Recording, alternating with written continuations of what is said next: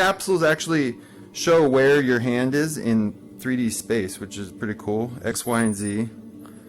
I have these audio indicators when you first detect the hand, and when you lose it, it plays an exit sound.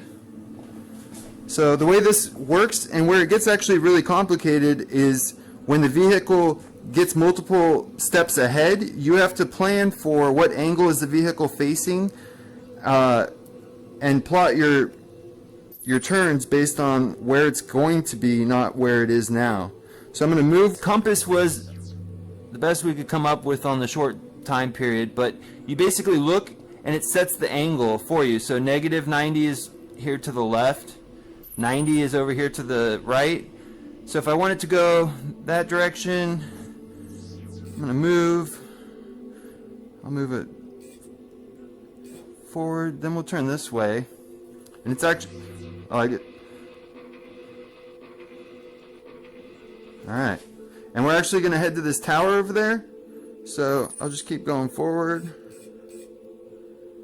And I started it with you have to pick the first 10 or the next 10 actions, but it actually gets really hard when the vehicle's facing all these different angles at step 8 or 9 or 10, and I kept running into the mountain. So I lowered it to 5 actions that you have to plan for.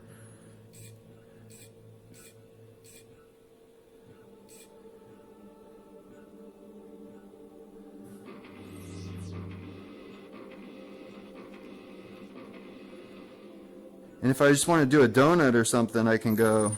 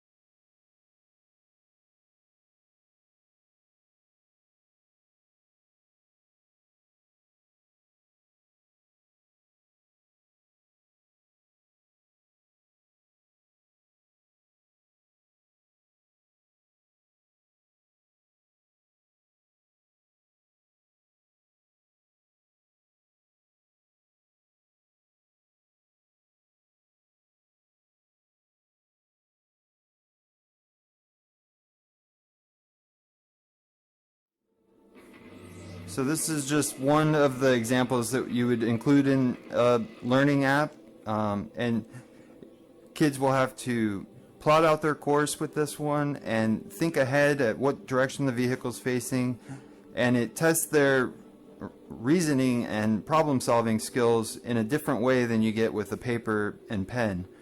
In reality and virtual reality, we have a unique for making interactive experiences that are educational and give you instant feedback. On home, you do 30 problems. If you don't have it correct, you just beat into your brain 30 times the wrong way to do something, and you don't find out until the next day when you take your homework in and get it graded. Where with these interactive experiences, it's instant. You watch it, it either did it right or it didn't, and you can adjust. So another compelling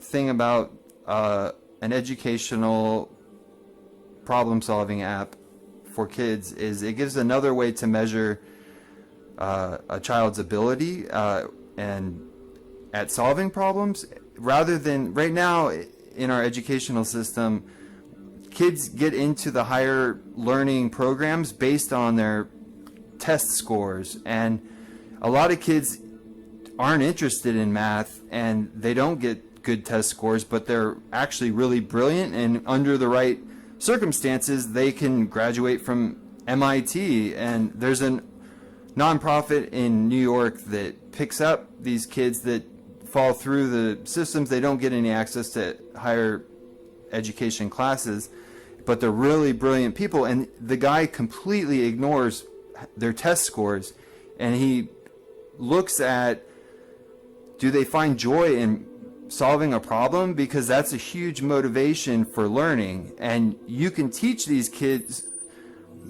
the kids, you can make them good at math if they're excited about it, and we kind of gauge people's intelligence based off a score on a piece of paper rather than making them solve real problems in a realistic way. So here's another effect we were working on, was to have geometry actually occlude the sound effect, and I only have it on the move sound instead of the idle on accident. So here's how it works. If I send it moving, you hear it, but now this mountain's blocking it, and it makes it way too silent, but with some tweaks we can make it a lot better and have an extra effect on top of the spatial sound where geometry actually diffuses the sound.